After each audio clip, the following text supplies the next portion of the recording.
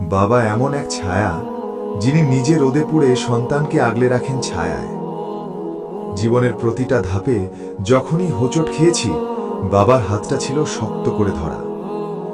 পৃথিবীতে অনেক মানুষ ভালোবাসার কথা বলে, কিন্তু নিঃশব্দে ভালোবাসা দিতে জানে শুধু একজন, বাবা।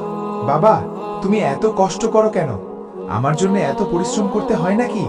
তুই মানুষ হবি, সেটাই আমার স্বপ্ন। আমার কষ্ট যদি তোর ভবিষ্যৎ গড়ে, তাহলে এই কষ্টই আমার সুখ। সেদিন বুঝিনি বাবার কথার গভীরতা।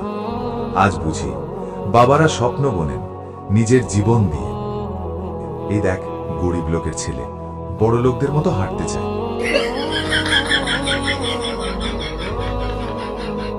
সেদিন প্রথম দেখলাম বাবার চোখে জল লুকানোর চেষ্টা। বাবা, তারা তোমাকে অপমান করলো, আমি কিছুই করতে পারলাম না। মানুষের কথায় কান দিস না।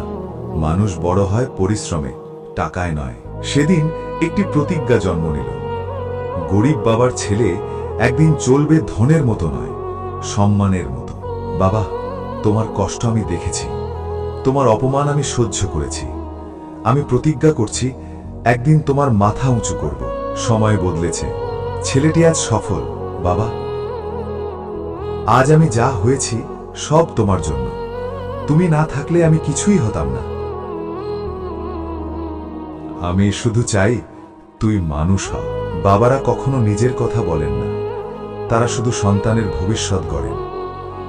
যাদের বাবা আছে, তাদের কাছে পৃথিবীর সবচেয়ে বড় সম্পদ আছে। বাবা, তোমার মতো ভালোবাসা দেওয়ার মানুষ এই পৃথিবীর আর কোথাও নেই।